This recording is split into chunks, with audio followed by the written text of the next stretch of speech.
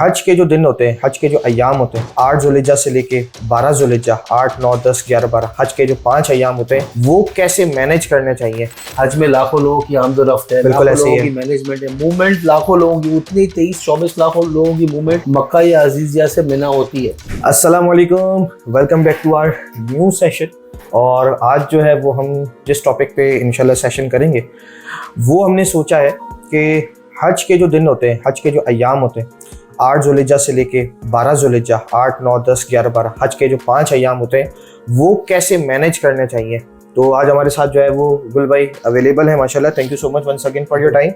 और आप माशाल्लाह जो है वो वक्त हमें इनायत कर देते हैं, आपकी बड़ी मेहरबानी है क्योंकि नॉर्मली इतने आजकल के इस हालात में कोई बंदा जो है वो इंफॉर्मेटिव सेशंस के लिए अपना नॉर्मली वक्त नहीं निकालता। तो हम माशाल्लाह इस वक्त जो है वो लोगों की खैर खाई और लोगों की भलाई का जो है वो इरादा रखते हैं और उसी नीयत से जो हम ये सब तमाम बातें आपसे शेयर करते हैं ताकि ज़्यादा से ज़्यादा आप तमाम को फ़ायदा हो। और इसका फ़ायदा आप अपने हद तक भी महदूद ना रखें बल्कि इस वीडियो को खूब शेयर करें, प्रमोट करें, अपने स्टेटस पे लगाएं और तमाम को भेजें ताकि ये इन्फॉर्मेशन, ये वैल्यूएबल इन्फॉर्मेशन आप अपने प्यारों तक भी पहुंचा सकें। तो इस सिलसिले को आगे बढ़ाते हैं गुल भाई। गुल भाई ये बताएं, जैसे कि आपको मालूम हो गया होगा आज जो जिस टॉपिक पे हमें डिस्कशन करने हैं वो ये कि हज के अय्याम कैसे गुजारे जाए। अच्छा देखिए, हज का अय्याम ये अक्सर लोग ये पूछते हैं। देखिए हम वैसे तो आपको जब जिससे भी आप पैकेज करवाते हैं वो तरबियती नशिस्त होती है, एक बेहतर वो आपको वहाँ पे उसमें जो है ना बहुत बेहतर और शरई तकाज़ों के मुताबिक जो है ना आपको गुजारने का उससे आइडिया हो जाता है। लेकिन हज के 5 दिन कुछ जो मैनेज किस तरह करने चाहिए, कोई सीधा उनकी बात है उसको हम डिस्कस कर लेते हैं ताकि लोगों के लिए आसानी हो जाए। अच्छा, इससे पहले ये भी बता दीजिएगा कि मैंने सुना है कि हज के अय्याम से भी पहले जो है वो ट्रांसपोर्टेशन वगैरह बंद हो जाती हैं, ये क्या मामला होता है? अच्छा, ये होता है कि जिनकी रिहाइश अजीजिया या बता को रिहाइश या इसके इर्द गिर्द होती है ना, जो हरम से 5-7 किलोमीटर दूर रिहाइश होती है, सही, उनकी शटल सर्विस होती है वैसे होटल से हरम और हरम से होटल की। बिल्कुल ऐसे ही है। लेकिन ये हज के जो अय्याम है 8 ज़िलहज से 3-4 दिन पहले बंद हो जाती है। उसकी वजह ये होती है कि वहाँ पे मक्का के अंदर भी बहुत रश होता है और इंतजामात की वजह से वो बंद कर देते हैं क्योंकि पूरा जो हज के लिए जो लोग जिन लोगों ने आना है वो मक्का पहुंच चुके होते हैं। 25 लाख 26 लाख जितने लोग भी होते हैं वो मक्का पहुंच चुके होते हैं। तो कुछ लोग उसमें से तवाफ कर रहे होते हैं, कुछ लोग उम्रा अदा कर रहे होते हैं। तो फिर उसके अंदर अगर आपने वहाँ पे अपनी बिल्डिंग से हरम जाना भी है तो आप अपनी कन्वेंस में जा सकते हैं। प्राइवेट जा सकते हैं। सरकारी या जो प्राइवेट हज ऑपरेटर्स हैं उनकी अमूमी तौर पे सर्विस 3 दिन पहले बंद हो जाती है। सही। कुछ एक कैटेगरी के ऑपरेटर्स ऐसे होते हैं जिन्होंने अपनी प्राइवेट गाड़ियां फिर भी खड़ी रखी हुई होती हैं, क्या ताकि इमरजेंसी में अगर किसी को जाना हो या कुछ तो वो उसके लिए जो है अवेल कर सकते हैं। ठीक है, कि हज के 5 दिन के बारे में बात करें तो हज के हमारे अय्याम शुरू होते हैं 8 ज़िलहज से। सही। ठीक है, 8 ज़िलहज के लिए ये होता है कि इससे जो टूर ऑपरेटर होता है ना वो आपको पूरी गाइडेंस देता है कि आया कि आपने 8 की सुबह को निकलना है या 7 की रात को। अच्छा, तैयारी मतलब 7 से भी शुरू हो जाती है शाम से? जी, हज के अय्याम जो शुरू होते हैं वो 8 से होते हैं। लेकिन देखिए इंतजामी मामला आप समझे ना, हज में लाखों लोगों की आमदोरफ्त है, लाखों लोगों की मैनेजमेंट है, मूवमेंट लाखों लोगों की, उतनी 23-24 लाखों लोगों की मूवमेंट मक्का या अजीजिया से मिना होती है। सही। तो एक वक्त में इतने सारे लोगों को मैनेज करना ये भी कमाल है। तो जो आपका टूर ऑपरेटर होता है ना उसे जिस कंपनी से आगे पैकेज लिया होता है हज का वो उसको गाइड करती है। मौलिम बेसिकली ट्रांसपोर्ट प्रोवाइड करता है। मौलिम की ट्रांसपोर्ट होती है तो मौलिम ही आपको टाइम देगा। तो इसके अंदर आपका टूर ऑपरेटर आपको जो भी बात कहे कि हमने 7 की शाम को इशा पढ़ के निकलना है, रात को 2 बजे निकलना है, तो आपको उसको फॉलो करना है। उसके बगैर तो कोई चारा भी नहीं है। सही। तो अमूमी तौर पे 7 की रात को ही ले जाते हैं आपको आपके खेमे में। सही। अच्छा, इसमें देखें अब वही शरई तकाज़ों से तो कोई मुफ्तियान कराम आपको बताएंगे, लेकिन मैं आपको थोड़ा सा एक ओवरव्यू दे देता हूँ कि 8 ज़िलहज से आप वहाँ पहुँच जाते हो। आप चाहे आप वो 7 की रात को पहुँचते हो या 8 को फजर के बाद पहुँचते हो। ठीक है, दोनों सूरतों में आप पहुँच जाते हो। सही। तो आपने करना ये होता है 8 ज़िलहज को आपने बेसिकली आराम का दिन होता है। सही। इसके अंदर आपने 5 नमाजें पढ़नी है जो ज़ोहर, असर, मगरिब, इशा 8 की और फिर 9 ज़िलहज की फजर। सही। ये पढ़नी होती है, ये सुन्नत है। ठीक है ना, ये फराइज में शामिल नहीं है, वाजिबात में शामिल नहीं है। सही। हज के ये सुन्नत है, पढ़नी चाहिए। अब ऐसा होता है कि कभी कभी आप देखें आप 8 की ज़ोहर तो आपको उधर मिलेगी आपको, या तो वो 7 को ले जाएगा या तो 8 की सुबह पहुंचा देगा तो फजर भी मिल जाएगी 8 को आपको। ठीक है, लेकिन जब आपको इधर से 8 ज़िलहज तो आपको पूरा आराम का दिन होता है। आप बाहर निकले हैं, अरफात का आप मिना के खेमे देखें, घूमे फिरें, मस्जिद खैफ है करीब में ही, करीब यानी खेमा आपका कहाँ पर डिपेंड करता है। मिना के अंदर मस्जिद खैफ है, वहाँ पे जाएँ, वहाँ पे कोई फ़र्ज़ नमाज़ पढ़े, वहाँ पे नवाफिल अदा करें। लेकिन मशवरा और अमूमी तर्ज अमल ये होता है कि 8 को आराम किया जाए, क्योंकि आगे के 2-3 दिन में थोड़ी सी मुशक्कत, थोड़ी सी मेहनत, थोड़ा सा चलना ज्यादा होगा, तो 8 को अमूमी तौर पे आराम का दिन कहा जाता है।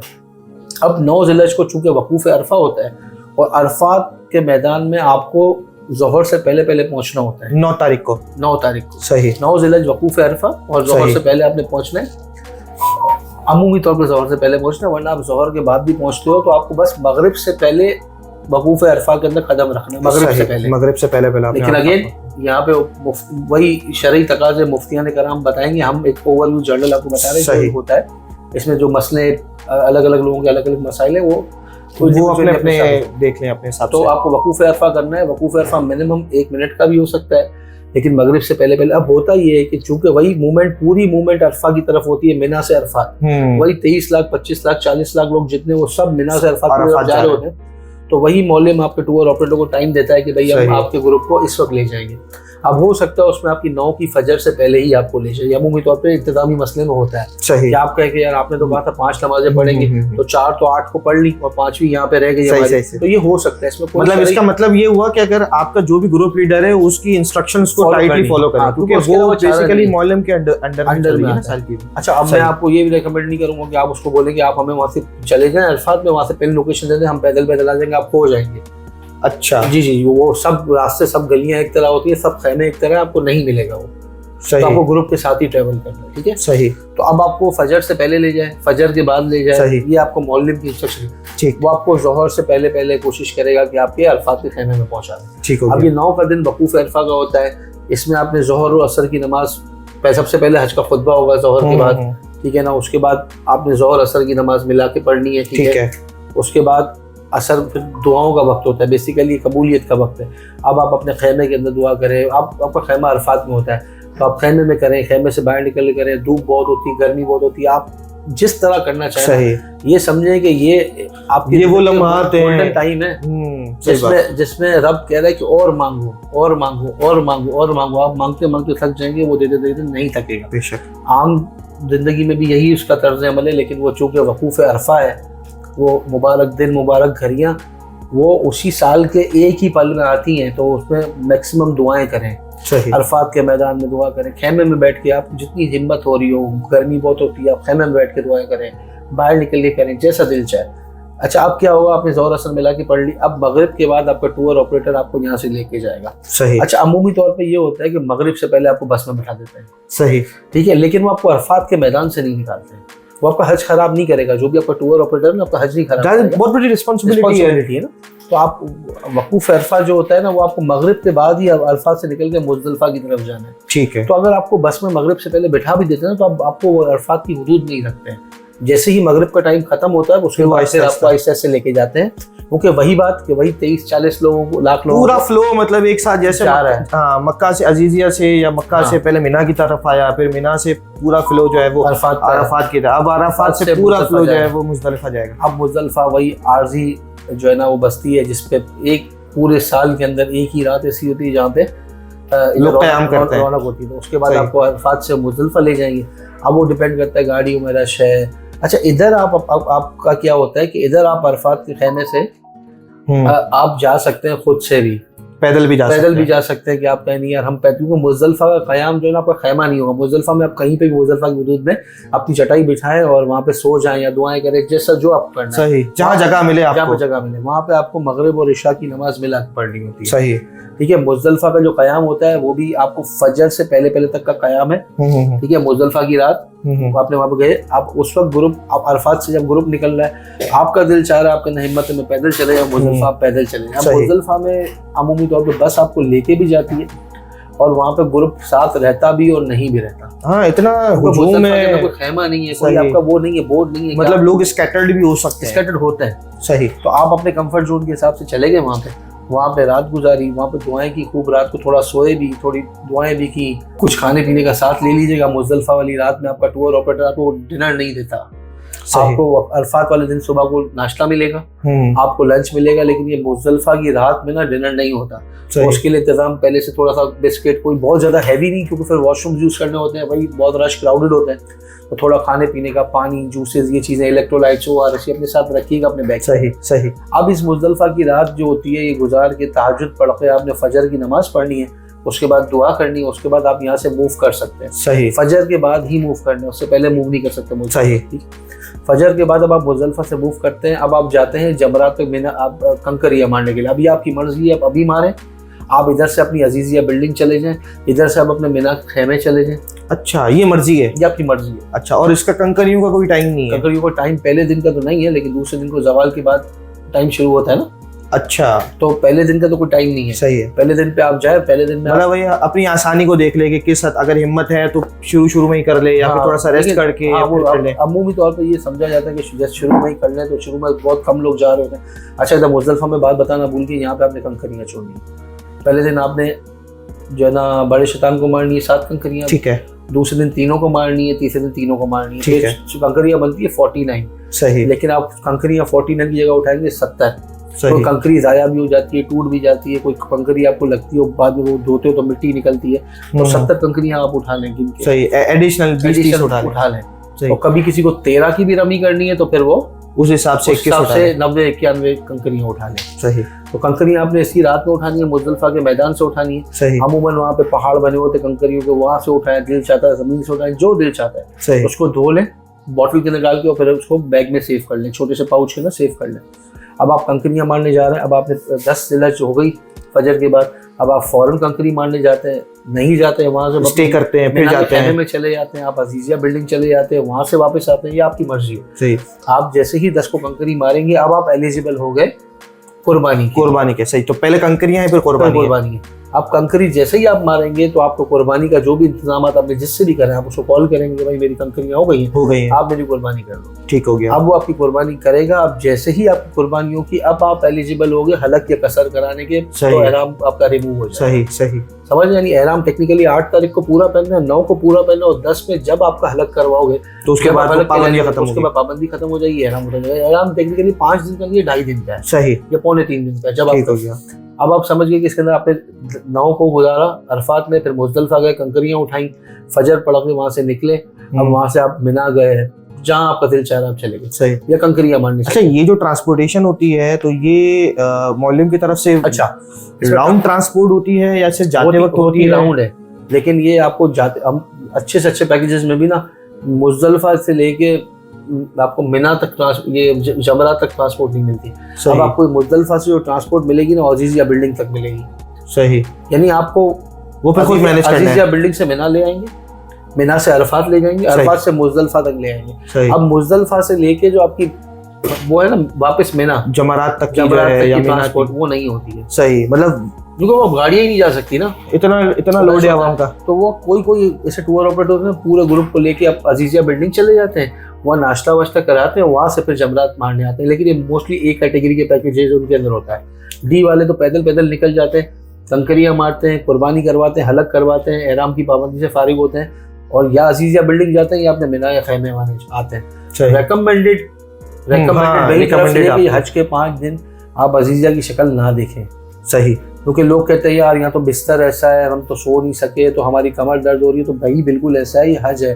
हमने पूरी जिंदगी भर इतने गुनाह किए, अल्लाह पाक उसको इन झटके में धो भी रहा है, तो उसके लिए हम इतनी लग्जरी लाइफ अल्लाह ताला ने हमें दी है, और उसमें अगर हम अल्लाह के लिए इतनी अपने लिए अपने गुनाहों की माफी के लिए तो फर्ज है। बात सही है। तो उसके लिए अगर हम 5 दिन थोड़ी सी मुशक्कत, तकलीफ नहीं होती, मुशक्कत उठाते हैं, थोड़ी सब्र का मुजाहरा कर लेते हैं, तो क्या बात है। लेकिन लोग अमूमी तौर पर कहते हैं नहीं, हम अजीजिया बिल्डिंग, वही बोल रहा हूँ, मैं मुफ्ती नहीं हूँ, ये मुफ्ती साहब ही आपको बताएंगे, अलाउ होता है।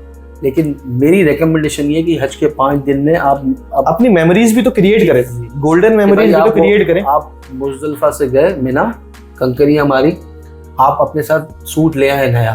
सही। आपने हलक करवाया वहीं पे, ठीक है। हलक करवाने के बाद आप अपने मिना के खेमे में भी आ गए, चले आप अजीजिया बिल्डिंग चले गए, वहाँ पे नहा धो के कपड़े चेंज किए, कुछ खाया पिया, और फिर मिना आ गए, या तवाफ़ ज़ियारा करने चले गए। सही।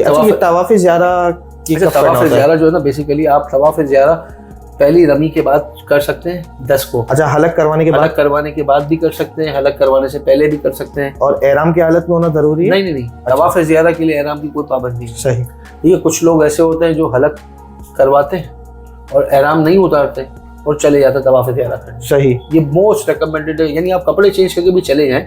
रिकमेंडेड यूं है कि चूंकि आपकी बॉडी वार्म होती है, आप मुज़दलिफा से पैदल चल के आ रहे होते हैं, एक जज्बे, एक एनर्जी होती है, तो वो हाथों हाथ ये वाला भी, वहां से आप कंकरी मार के हलक करवा के कपड़े तब्दील करके फौरन तवाफ ज़ियारा के लिए चले जाते हैं।